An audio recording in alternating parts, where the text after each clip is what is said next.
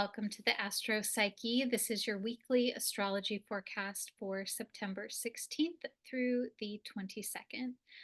This week is about how self compassion leads to empowerment. This week we have a full moon lunar eclipse in Pisces.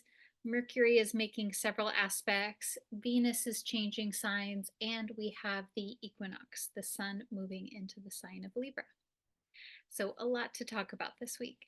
My name is Shawna McGrath. I'm a psychotherapist and an astrologer, and I'm so pleased to be able to share the astrology of this week with you from a psychological perspective. So, let us talk about what's happening. We'll start with the full moon partial lunar eclipse. This is happening in Pisces. It's exact on Tuesday, September 17th at 7:34 p.m. Pacific time.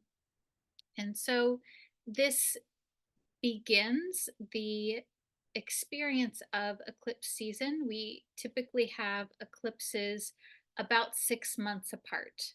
So every year we have a set of two eclipses within the same month or so, and then 6 months later we have two more eclipses. Sometimes there's a third one that sneaks in there, but this at this particular season we have two eclipses. So one of those is this week, the lunar eclipse in Pisces, and then the other one is, when is that happening? October. So the other one is happening in the sign of Libra. And so this is a new moon solar eclipse in Libra on October 2nd. So this month, September and October, were within eclipse season. And this season is a time of very rapid and unexpected and synchronistic change. There's a lot of new beginnings and there's a lot of endings around this time period. And during eclipse season, it can be more external events. I think that's not uncommon, and it can also be internal events. That being said, this particular eclipse that we're having this week is a bit more subtle in some ways, and that is because it's happening in the sign of Pisces, and the north and south node, which are the points that indicate an eclipse, they're in different signs. So they're actually in Aries and Libra. So my sense is that the more striking eclipse will be the one that we have in Libra next month on October 2nd. Now, I think that this eclipse that we're having this week is intense, possibly for other reasons. Um, and this eclipse is connecting in with the North Node because we have the full moon happening in Pisces, and it is the lunation that is closer to the North Node, which is about growth and development and new things coming in. So I think that for this week, there is a sense of culmination with the full moon being a sense of culmination. And then there's also this sense of growth and advancement and maybe a new chapter beginning where there is a story that's already been developing.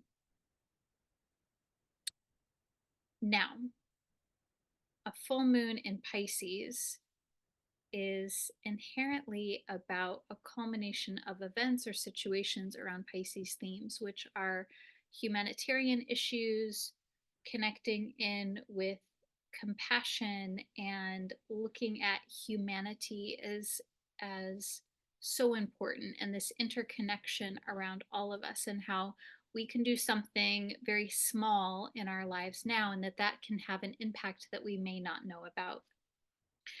Pisces is also connected to idealism and seeing the full potential of people. And of course, this has a helpful component and then also a challenging component. So I think that there's also this theme around a Pisces full moon with what is your ideal, what is your potential, what is it that you are wanting and moving towards, what is it that you see in other people. And we've talked about this a little bit as we've talked about Virgo season with this Virgo Pisces axis. There's a lot of themes around the ideal and what it is that we're moving towards, and how do we stay rooted in the now while also moving towards what it is that we are envisioning for the future. And so I think that this full moon in Pisces gives a glimpse or a glimmer or a vision into that. It may be a manifestation of what it is that you've been working towards. And the other piece of this is that Saturn and Neptune are here with the moon as well. So uh, Saturn and Neptune are sort of sandwiching the moon. Saturn is at 15 degrees of Pisces, the moon is at 25 degrees of Pisces, and then Neptune at 28 degrees of Pisces. So uh, these are very different energies. Saturn is about limitation, containment, support, structure, long term, the long-term process of creation and manifestation. Saturn tends to be about contraction. And when we have a full moon with Saturn, there may be very apparent results of what it is that you've been putting your energy towards. And this may be getting the benefits of all of your efforts, and it may also simply be the feedback where something has not been working out quite in the way that you want it to be. I think that Saturn can have a sort of reality check sort of theme to it, so that may come up this week, especially around this particular full moon, Monday, Tuesday, and even into Wednesday. Now, Neptune has a very different effect than Saturn. Neptune has a dissolving or sensitizing kind of effect. Neptune will acts as like a watercolor effect. It sort of blurs the boundaries of things, and things sort of feel mixed or mushed together. And so that is here also. So there might be a sense of getting some very practical, real world feedback, or a more gritty sense of things, which is the Saturn, but then there also might be a sense of ambiguity around things. I think that this can also look like Neptune being the vision and the inspiration and the the delight and the magic around what it is that's happening in your life. And so I think it in the best scenario, we have this balance of the Saturn practicality, the Saturn realism, the Saturn realisticness, and then also the Neptune around vision and hope. And of course, Neptune can also go into states of delusion or being outside of reality or outside of consensus reality. Neptune can symbolize where we want to check out or shut down in some way because something is overwhelming. And I think that's a potential this week as well, especially because Saturn is there. Because Saturn, when we feel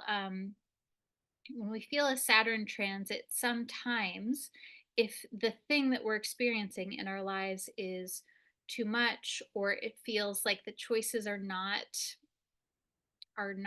good options, we can start to feel trapped or guilty or shame. We can start to sort of feel the room closing in, so to speak, and then it can be very um, it can feel sort of like the only option is to check out in some way or to numb in some way. And so this is something that I would watch for. And you know yourself, you know um, what activates you, you know what is a sensitive spot for you, and you also know what it is that you need, even when it feels like you don't know. There is a part of you that knows. And so I would say, really notice where it starts to feel like things are overwhelming and where you can make a choice to take care of yourself. Whenever we have a full moon, this is a period in the month where our sensitivities are heightened, where emotions are more at the forefront, where the things that have been sort of plugging away in the background are coming to the forefront, and it can feel overwhelming or confronting. And then I think when we pair that with the sign of Pisces, there's also this element of increased sensitivity and really feeling a lot, but maybe not even consciously understanding what the feelings are about. And that's okay. We don't always have to consciously understand everything. That is sort of one of the messages of Pisces, in fact, is that we don't always have to have logical, linear language to explain or validate something. Some things are more experiential, and that is a part of this process. Also, there is an experiential component that may not need to be explained away. And so I would say, feel what you're feeling, let things move through you, find a sense of compassion for yourself wherever you are, and know that you are doing the best in every single moment wherever you are, that you are always doing the very best that you can, and that it's okay to give yourself some grace, to ask for support and help where you need it, when you need it. Now, okay, yes. Okay. So also, this is a culmination around the Virgo new moon that we had on Monday, September 2nd. So that happened earlier in the month. And let's see, what else do I want to say about this? So this full moon is really interesting too, because so we have Saturn and Neptune connected, and this full moon is also making an aspect to Uranus and to Pluto. So it's connecting in with the function of innovation, going against the social norm, trying something radically different. There is this newness, this sense of connecting to authentic self-expression, which is the Uranian function. And then also the Plutonian function, Pluto, which is about getting into the real depth of something and going into information or experiences that maybe have been hidden away or repressed, or something that has been, for whatever reason, unconscious or unavailable to you for some period in time. And so there's also a lot of energy to be reclaimed here, I think, when we look at what it is that brings us alive, what it is that maybe we've been avoiding, what it is that we have been rejecting or not wanting to see, that it is more easy this week to see those things. And although that sometimes is can be challenging, doesn't have to be, but it can be. I mean, the symbolism around Pluto is there are things that we reject or repress, and those things sometimes we do that because, and we all do this, we all have an unconscious, and we all have things um, that we either were trained or that we have learned to reject as aspects of self. And sometimes that's things that are unpleasant, but sometimes it's things that are actually have a lot of goodness and vitality. But for some reason, it feels like those are not acceptable parts to claim. And whatever the material is, when we look at it, when we experience it, and when we bring some compassion and some acknowledgement to the other parts of ourselves, then there is this integration process, and there is a sense of vitality. And so those are things that may come up here as well this particular week. So lots of themes with this particular full moon around self-acceptance, compassion for yourself and for others, and looking at how you can see into the future and also stay in the now at the same time. So there's sort of this holding space for both, holding space for your current existence as you are now, and then also for the potential that you have in the future. I think also with this entire eclipse season, there is a theme around being open to what is shifting in your life, to notice where things feel like they're opening and growing, and where it feels like things are maybe transmuting, falling away, transitioning. And I've been thinking about this a lot lately, actually, how uh, there's such a, a fear response that can get activated when an ending is happening, or doesn't even have to be fear. This is what comes up for me sometimes, is a very instinctual fear response to ending or change. We all have our own responses to endings or change. And also, um, when we slow things down and we allow for the change, then sometimes it is not actually an ending, it's a transmutation. It's something that shifts, and that it uh, there can be a delight in the thing that is changing. So also I would pay attention to, this is always during any eclipse season, pay attention to chance scenarios, things that sort of synchronistically happen. These sort of events are kicked up, or maybe we're more aware of them at this time. And so this is also information from Psyche on where you are being guided. And I would also notice, like, what is your inner experience to this too? Because just because there's a synchronistic event does not mean that it's something that you want to pursue. Sometimes synchronistic events are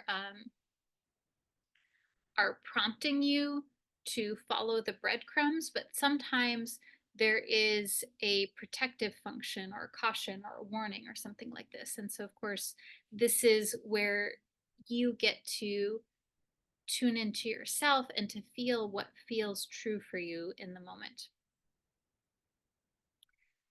Yes. Okay. So those are some of my thoughts around this particular full moon. Again, this is happening on Tuesday, the 17th of September. It's exact at 7:34 p.m. Pacific time. And we usually feel the effects a couple of days on either side of the full moon. But again, within this, we're really within the whole month, latter part of September and early part of October, for eclipse season, where we're feeling into this transitioning sort of period. And I'm also, side note, I'm very excited to let you know that I'm hosting a full moon circle on Monday, the 16th of September. We're doing that via Zoom at 6 p.m. Pacific time. There's more info on my website, so you can register there. Okay, so also this week is Mercury is making several aspects. And so Mercury, this is extra important too, because Mercury is integrated into this full moon situation. So Mercury is in Virgo, and it this week is making an opposition to Saturn, an exact opposition, and it's also making a square to Jupiter. And so Mercury is with the sun. It's at about 14 degrees of Virgo. So it's it's opposite the moon, it's opposite Saturn, it's a little bit wide from the moon. So we're really most feeling the Mercury Saturn aspect here, that is connecting into this lunation. And Mercury Saturn specifically is about the mind, the thought process, and how it is that we practically make sense of things. I think that when we have Mercury Saturn, there's also this diligence towards thinking things through, being thorough in our communication. Um, Psychologically, when this comes up, Mercury Saturn can sometimes look like feeling feeling like you really want to give something your all. There is such a diligence and a dedication, and sometimes an overzealousness with Mercury Saturn. There's really wanting um, to be thoughtful and well intentioned with your words, with your messages, with the way that you're communicating. And so we all get to experience that this week. And another component of Mercury Saturn can sometimes look like um, feeling like the words or the communication is blocked, or it can be difficult to say what it is that you want to say.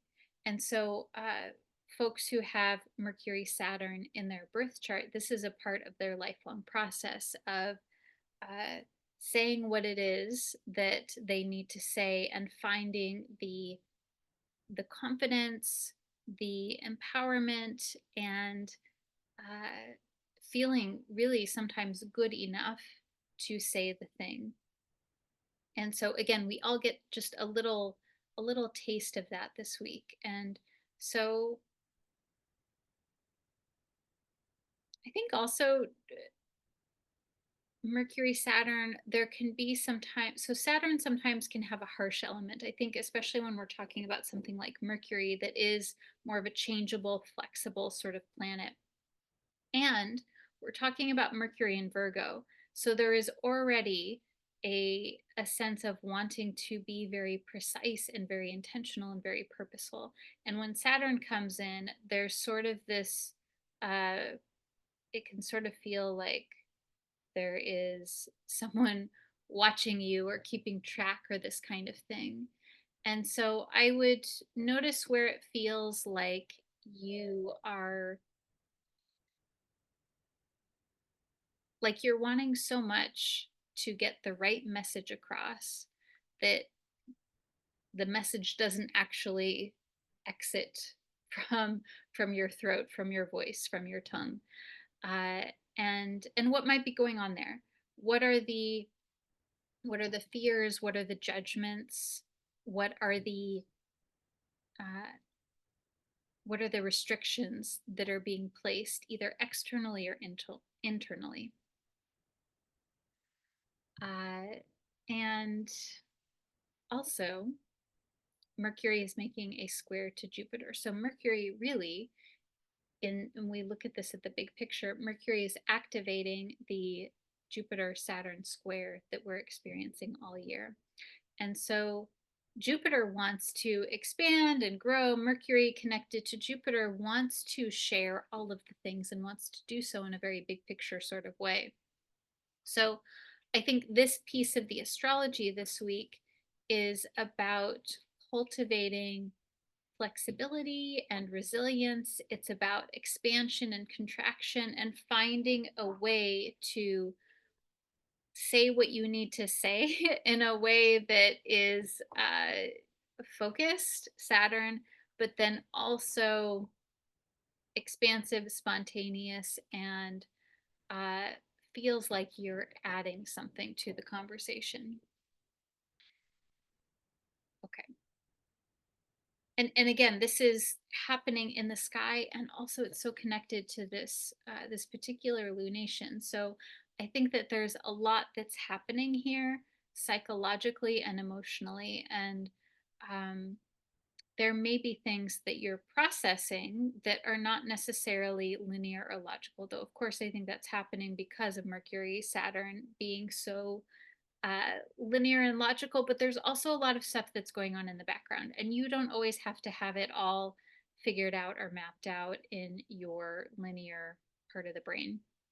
Okay, so another piece of what's happening this week is we have our equinox on Sunday, the 22nd of September. So the equinox is always when the sun moves into either Aries or Libra. So we have two equinoxes, we have two solstices. In this particular case, it is the sun moving into the sign of Libra. So happy birthday to the rest of my Virgo people. Happy birthday to all of my to all of my Libra people. So this emphasis is around, it's around the sun, which is our conscious awareness, our conscious focus. It's also connected to ego and identity. It is the thing that, it is the psychological function that says, ah, yes, this is me, I am this, the thing that we identify with most readily, that we claim as a part of ourselves. And of course, the sun is also connected to vitality, that sense of that thing that animates us, that energizes us. And so it's also very connected to our psychosomatic spiritual health as well. So when the sun moves into Libra, there is this focus around seeking, finding, and maintaining balance. Balancing as a verb, this process of fine tuning what it is that feels good to you. I think that there's also this process, and I'm saying this because we have the sun moving into Libra, and then this week also we have Venus in Libra making a square to Pluto and then moving into Scorpio. So there's these themes around processing challenges around possibly prioritizing the needs of others versus your own. Some people call this codependence. Codependence is just a fancy way for saying that someone compulsively or excessively focuses on the thoughts, feelings, and needs of others in place of their own. And it becomes this phenomenon of codependence when there is such a default setting of focusing on others that one's own self the connection with that starts to become more disintegrated to where um, it's even more difficult maybe to tune in to oneself. It's easier to focus on what others are feeling or experiencing. And so I think this is certainly something that can come up as we have the sun moving into the sign of Libra. I think that also, of course, uh, there is an emphasis more simply around relationships and how it is that you show up in relationship, how you want to be in relationship, how you can have a sense of vibrancy and vitality in your relationships and what that may look like for you. So, we're moving into this whole month of experience of looking at how we relate, how we connect, and how we connect with ourselves, how we connect with others, and how that balancing effect really works. Now, yes, Venus also is in this sign of Libra, and this particular week, Venus will make a square to Pluto in Capricorn. So, this is a bit of a tense or intense aspect because Pluto is about confronting the things that maybe have been hidden or secret or just have been out of our awareness for a while. And so when Venus comes here, there is this theme around relationships and what has been unconscious, maybe patterns in relationship that have been unconscious. I think there's also a lot of potential for healing always when we have a Pluto transit. So there's a potential for bringing in healing and connection through talking about or exploring things that are vulnerable or things that maybe have felt uncomfortable to talk about. And again, we can do this externally with another human being. We can also do it in our own experience, in our own time through journaling and meditation and experiencing and just contemplating life. Now, shortly after Venus makes this aspect, it will move into the sign of Scorpio. So Venus moves into Scorpio on Friday, the 22nd of September, and it will be there through October 17th. And so Venus moving into Scorpio, it's very interesting. So we have the sun, which is the consciousness, our focus, moving into Libra, the sign of relationships. And then we have Venus, the planet of relationships, moving into the sign of Scorpio, which is about exploring things at depth and having a depth of emotional experience and really moving into the deeper meaning underneath things. So, Venus and Scorpio this entire month, there is this theme around healing and looking at how you relate to power as well, I think is a theme this week. And then also with Venus being in Scorpio the whole next month, how you feel a sense of autonomy, power, how that balances in your relationships, and I think really what it means to you to be intimate with other people. Uh, Libra, Venus, these are about intimacy and how we connect and how we share ourselves with other people, and that always includes how we relate to ourselves first and foremost. Um, that colors how it is that we connect. And so, what is the nature of the dynamics that we're experiencing? I think that there's some things that may come to light here. Okay, so I'm going to pull some tarot cards for you. So yeah, I think a lot a lot happening in the astrology this week as usual. And I would say the more that you can have a sense of grounding into yourself and into what your experience is now, even if you don't want to feel the way that you're feeling, which, you know, same happens all the time. We don't always want to feel the way we're feeling, but if we can let things move through us, then and have a sense of compassion for ourselves where we are now, then there's this sense of vitality that can come in. Okay, so wherever you are, now is the time to find a sense to yeah, do that, to find a sense of connection with yourself, with your body or your environment via your breath or a sensation you feel, sounds around you.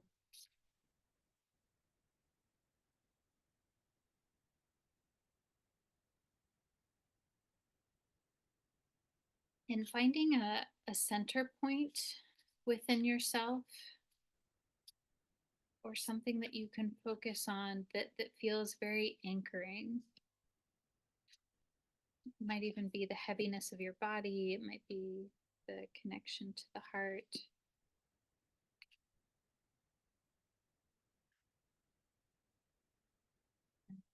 Connecting in with your spiritual guidance system or ancestors,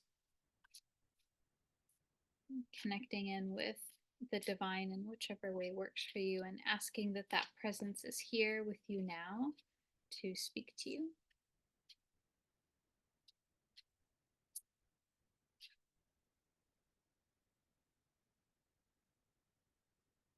Good. And if you like, you can pick a card between 1 and 3 to be special and significant to you.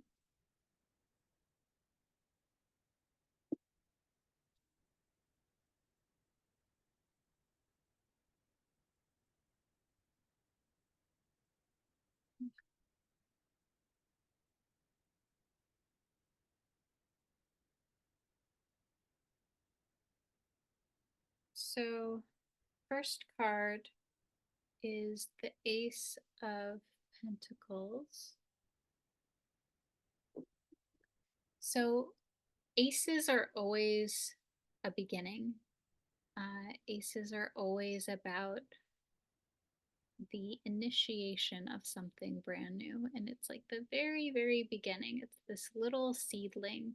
And the imagery, this is the Tarot of Spells and Potions. The imagery in this deck is there's this person, looks like a young person, uh, and they're like reaching up towards the sky, and from above there's this hand with these like quite long gnarly fingernails. This hand is like dropping this little coin down towards them.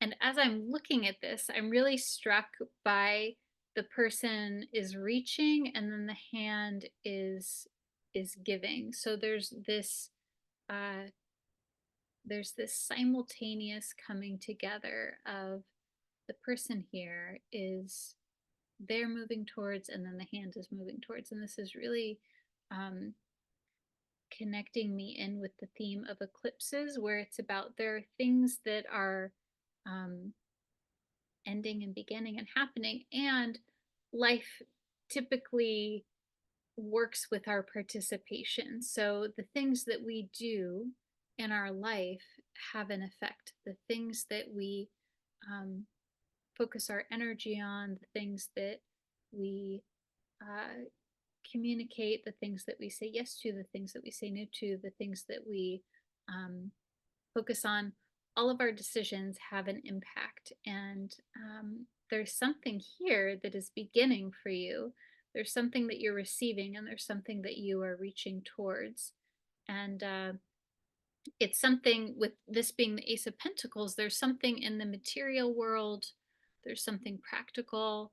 Um, as I'm talking about this, I wonder what it is that's coming to mind for you. If nothing, of course, that's okay. We're going to sit with it and see what else is here. But I do wonder if there's something in particular that comes to mind. This new beginning that you're reaching towards, um, and just that this is also the first card is also really interesting as well. So there's something new that's happening, and you are reaching towards it, and it is reaching towards you. I think that is what I'm trying to say a bit there. So I also pulled the 10 of Pentacles, which is really interesting because we have the the beginning, the Ace of Pentacles, and then we have the end of this suit, which is the 10 of Pentacles. So 10 is this sense of culmination. I did pull this reversed. When I pull this card, it usually, to me, there is this feeling of culmination, and it's usually connected to like having having your needs met, having support, having a like a community or a family, or like all of the things that you desire in a very practical sort of sense. There's a very supportive sort of feeling to it. Um, and in this figure, in this card, there's a person who is like, they look sort of grumpy actually, which I think is hilarious. They look sort of grumpy, and there's a dress that's being held over a cauldron. And so I'm actually going to read from the guidebook about this one. But I do think it's interesting that there's like the beginning, and then there is the culmination, but the culmination is unclear because it's reversed. So there's something not quite situated. 10 of Pentacles in this deck says, family is a great value and a reward for good work in past incarnations. Ugh, I don't know if I agree with that. Look at your family with love and pride. Okay, so yes. Okay, so this is just what I'm feeling. This card being about family, and when we say family, I think that can mean a lot of different things. Um, when I'm thinking about this card, I think that family can be your family of origin. It can be your chosen family. It can be the life that you have created for yourself now. And that can involve people, or it can involve animals, or tangible things. It can involve your space. Like, I'm really thinking about like the the archetypal fourth house phenomenon when I'm thinking about family here in this context. And so this is uh, psychologically, the family is your origin story, and it's also, to some extent, even in adulthood, the structure of your life. So there's this theme here around valuing and loving the structure that you are within, and that it's reversed, and that the ace came before this. It's sort of like, okay, what is happening? Okay, also at a more practical level, what's going on with family stuff? That would be a wondering here. And I do wonder if a part of the relational dynamics that come up this week may involve family situations, and that may involve family situations in that there's conversations with family members, or maybe you're starting to notice patterns in your family of origin and how that informs the relationships that you have now. Okay, we might go back to that in a minute. Okay, so the Five of Wands is the other card here. Um, and in this card, this person is sitting on top of a car and they're reading a book, and then the other wands are sort of holding up this like earth sort of sphere looking thing. Um, and so I'm going to read from the book here as well for this one. So this is the Five of Wands. It says, in moments of anxiety, refer to books. All the information you need is hidden in them. In the struggle for peace, truth wins. So, okay, this is interesting. So, when I'm looking at this and I'm looking at these together, I'm feeling the Five of Wands is emphasizing self-study and reflecting on your own experience. And as I'm looking at all of these together, it's so interesting because the first two cards are really about your external circumstances, being the Pentacles, the life that you're creating for yourself, Ace, and then the culmination of that, and the the people or the support system that you have around you. And then there's also this theme, there's this afternote of finding answers via study, finding answers via reflecting on your own. And so I'm not quite sure what this means for you, but I do think that there's something here around a new beginning, a new way of being that informs the structure of your life, and that this is really going to be a flipping or an integrating something around the the family system or the community that you are a part of. And there's something here that's a little bit uncertain because this card was reversed around what that's going to look like. And then also there's a sense of self-reflection that is going along with this. And I think that whatever it is that happens this week is going to lead you into a deeper ability to reflect on yourself and your life. And there's also such a peacefulness to this Five of Wands card where these other cards, it feels like there's a lot going on. And then there's sort of this calm that happens after going through these experiences. So that is your weekly astrology forecast. I hope that you enjoyed this. I'm wishing you a wonderful week. I am also hosting the full moon circle on Monday, let's see, what day is it? Monday the 16th at 6 p.m. Pacific time. And I would love to have you join me. We'll do a guided meditation, we'll look at the moon, and it's also simply a therapeutic space to honor and share space and honor this particular full moon eclipse. You can find out more about that and me and my work on my website, theastropsyche.com. All right, wishing you a wonderful week, and I will see you soon.